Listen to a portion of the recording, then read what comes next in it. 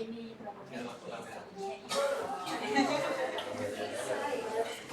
dengarkan ya. Dengarkan. Ayo, mulai. Assalamualaikum warahmatullahi wabarakatuh. Perkenalkan, nama saya Anindya Budha Pumulasari. Saya Ajaris Hinton-Biasi. Saya Hidayah Putri Cahyani. Pada kesempatan kali ini, kelompok kami akan mempresentasikan proposal usaha dengan studi kasus Kanai Coklat. Latar belakang dari usaha ini yaitu sebuah industri kuliner yang khususnya masuk ke dalam sektor dessert yang mengalami pertumbuhan pesat beberapa tahun terakhir. Permintaan terhadap makanan penutup premium dengan tampilan menarik semakin tinggi, terutama di kalangan anak muda. Kanai Coklat hadir untuk memenuhi kebutuhan konsumen akan coklat premium berkualitas tinggi dengan kemasan eksklusif dan cocok untuk dikonsumsi pribadi maupun dijadikan hadiah. Produk ini ditargetkan untuk konsumen yang memperhatikan estetika dan cita rasa dalam memilih coklat. Visi dari usaha ini sendiri ada untuk menjadi brand coklat premium terkemuka di Indonesia yang dikenal atas kualitas inovasi serta pengalaman konsumsi yang istimewa. Kanai Coklat berkomitmen menghadirkan produk coklat berkualitas tinggi dengan kemasan elegan sehingga dapat memperkaya setiap momen spesial. Melalui inovasi berkelanjutan, Kanai Coklat berharap menjadi pilihan utama konsumen untuk hadiah, hampers maupun camilan istimewa, serta memberikan kontribusi positif dalam industri kuliner lokal dengan menjaga kualitas bahan baku dan proses produksi. Ini merupakan bisnis model kanvas dari Kanai Coklat sendiri. Yang pertama ada customer segment. Di customer segment, pecinta coklat premium, konsumen yang menyukai coklat berkualitas tinggi dengan rasa yang halus dan tekstur yang lembut. Yang kedua ada pemberi hadiah, orang-orang yang mencari hadiah atau hampers eksklusif dan unik untuk berbagai kesempatan seperti ulang tahun, perayaan, atau acara spesial lainnya. Yang ketiga, pencinta dessert, individu yang gemar menikmati dessert atau makanan manis dengan kualitas premium.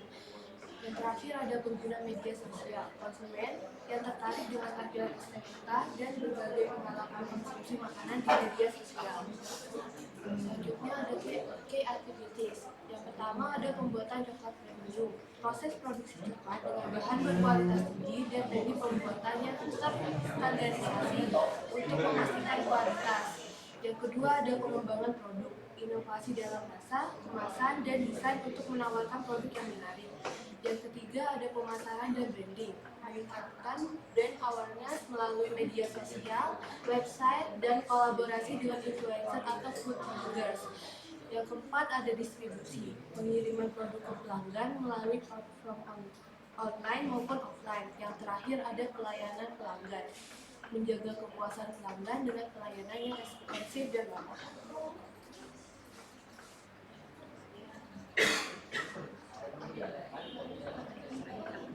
Selanjutnya ada proposition. Yang pertama ada coklat premium dengan rasa halus, produk coklat dengan kualitas tinggi, rasa yang lembut dan tekstur yang menggugah selera. Yang kedua ada kemasan eksklusif, yaitu produk yang dikemas dengan desain elegan, cocok dijadikan hadiah atau hamper.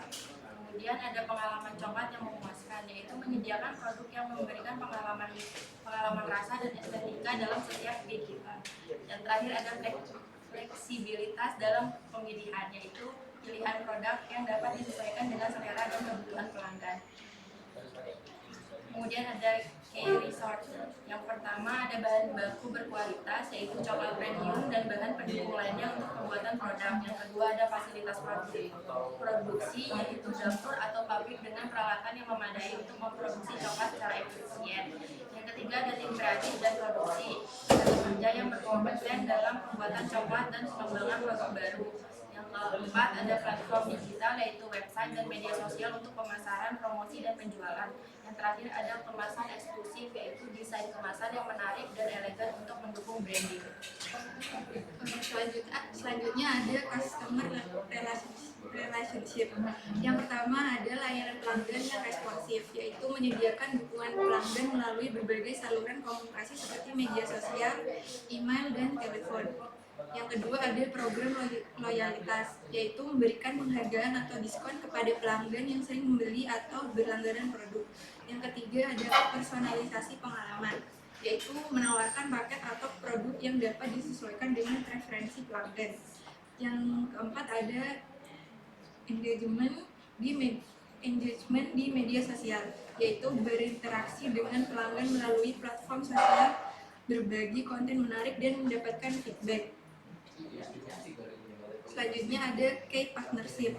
Yang pertama ada supplier bahan baku, yaitu pemasok bahan coklat premium dan bahan pendukung lainnya untuk proses produksi. Yang kedua ada penyedia kemasan, yaitu pemasok kemasan eksklusif yang mendukung desain produk.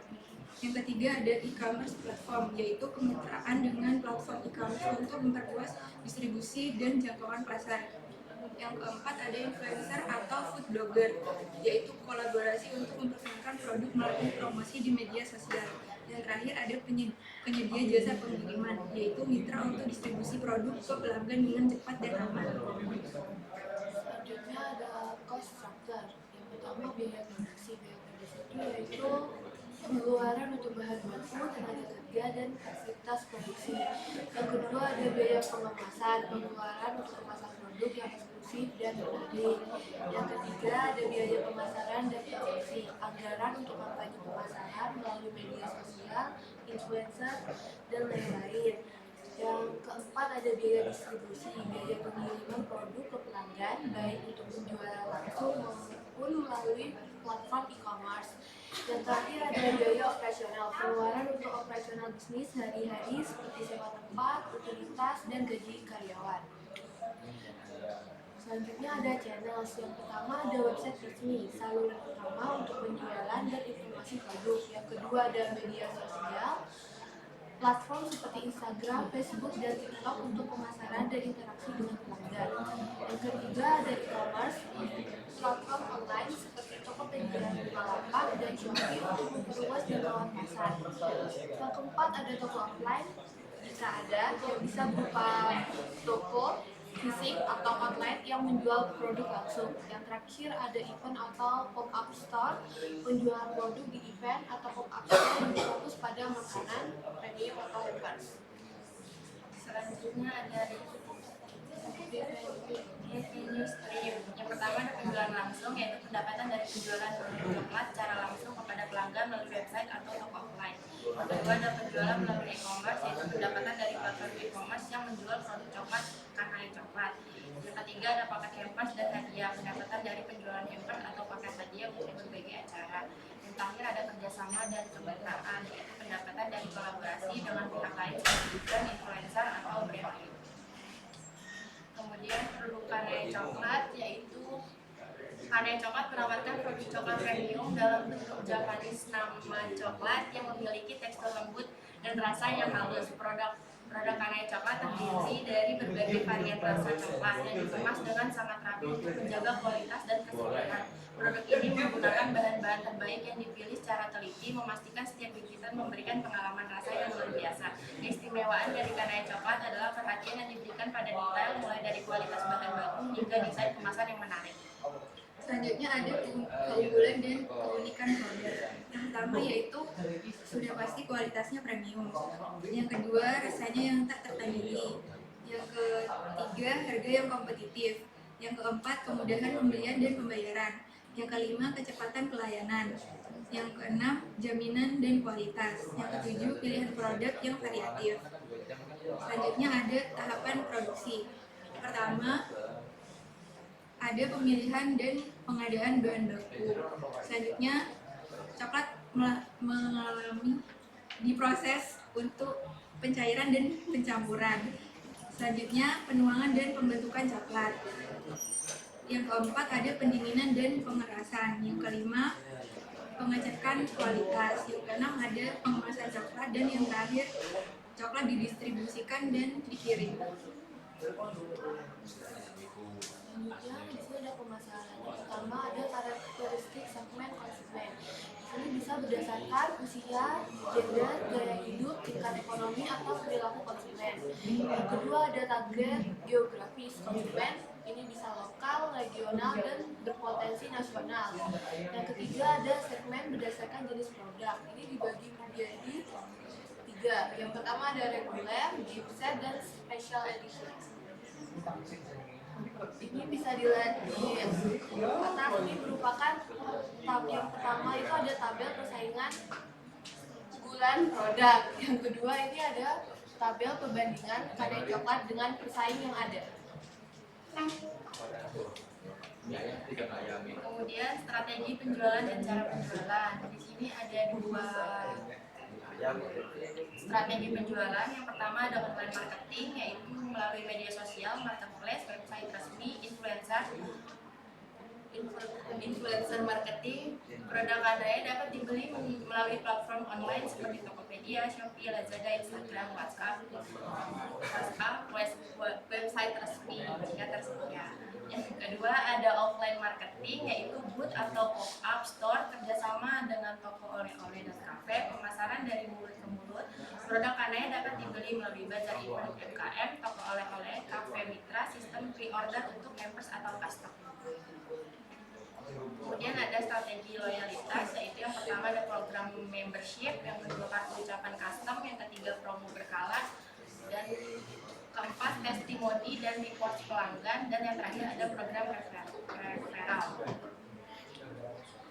Selanjutnya ada resiko dan strategi. Resiko yang akan dihadapi yaitu masa berlaku produk yang pendek. Produk coklat itu rentan meleleh atau basi. Yang kedua ada bahan baku tidak selalu tersedia karena tergantung musim atau pasokan dari supplier. Yang ketiga produk mudah ditiru karena banyak pesaing di pasar coklat yang terbuat dari yang handmade. Selanjutnya ada strategi mitigasi. Yang pertama ada gunakan kemasan kedap udara dan simpan di suhu ideal. Yang kedua ada bangun hubungan jangka panjang dengan supplier utama dan cadangan. Yang ketiga fokus pada kualitas desain eksklusif dan pelayanan personal agar tetap unggul dari pesaing. Selanjutnya ada tim kerja. Di sini ada 4 tim kerja. Yang pertama ada tim produksi yang bertugas untuk mencairkan, mencetak, dan mengemas coklat. Selanjutnya ada tim quality control yang memastikan produk sesuai standar rasa dan tampilan. Selanjutnya ada tim desain dan kreatif yang membuat desain kemasan dan materi promosi. Dan yang terakhir ada tim penjualan dan admin yang mengelola pesanan, pembukaan, dan komunikasi dengan pelanggan. Ya, di sini ada target penjualan. Pada tahun pertama, target penjualannya itu 25 sampai 50 box per bulan dengan jualan per tahunnya 300 sampai 600 box produk. Tahun kedua, target penjualan bulanannya 50 sampai 75 box dengan total penjualan tahunnya 600 sampai 900 box per produk. Tahun ketiga itu penjualan bulanannya 75 sampai 100 box per bulan dengan total penjualan per tahunnya 900 sampai 1200 box per produk. Nah, selanjutnya kebutuhan modal usaha. Modal usaha ini mengukur kebutuhan aset tetap yang memiliki masa pakai lebih dari 1 tahun.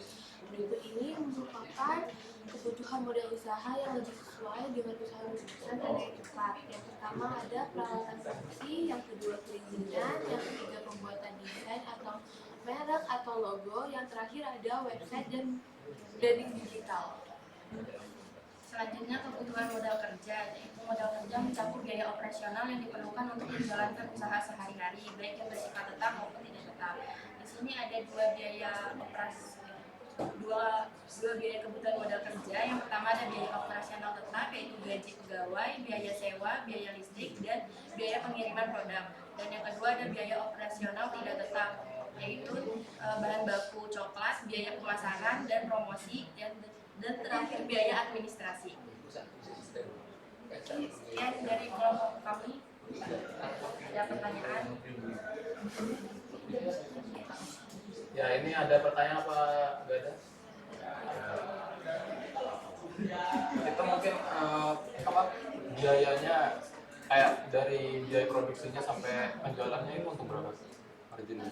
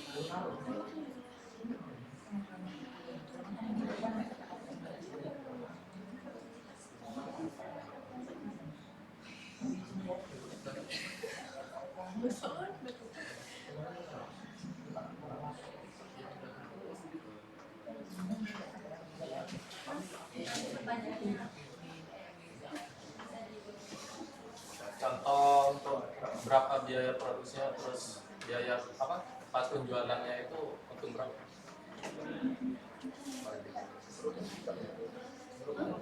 Ada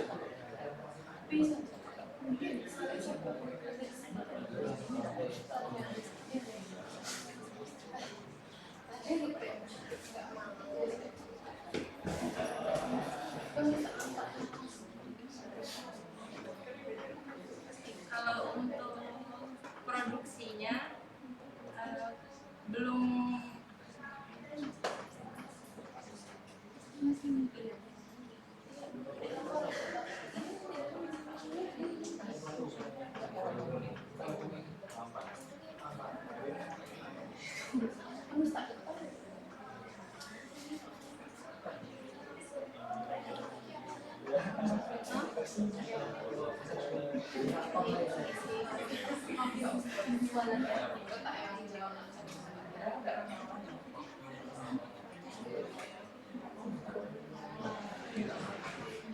profit penjualannya di 4.440 itu penjualannya, apa profitnya? profit. Biaya produksinya berapa? Biaya produksinya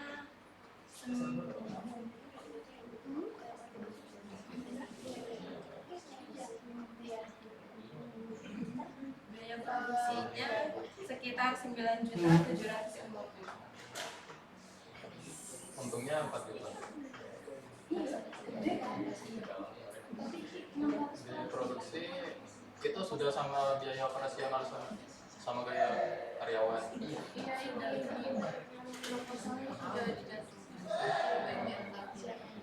Kalau biaya produksi 9 juta terus untungnya dari hasil penjualan itu 4 juta, bukannya rugi ya? Kan itu per 40 Bro, keuntungannya baru dihitung dari 40 per 40.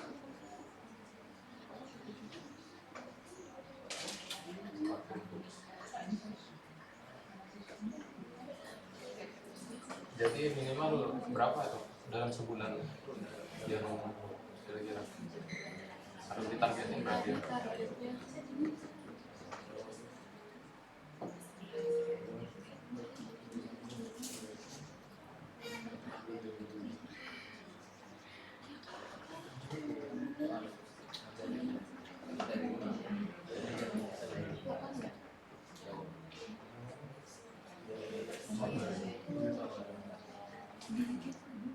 Kalau di tahun pertama itu apa namanya, per bulan itu 20 sampai 50 per bulan itu 20 sampai 25 sampai 50 box per bulan itu di tahun pertama.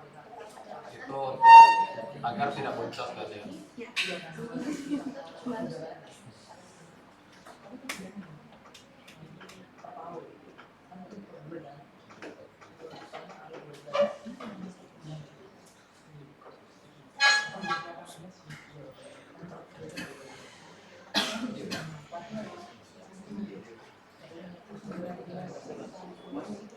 Masih belum ada ya kayak detail biaya produksinya berapa, pengelasan berapa, itu belum ada.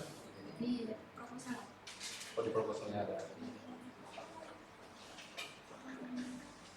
Enggak ditampilin di sini. Kebanyakan orang. Kebanyakan.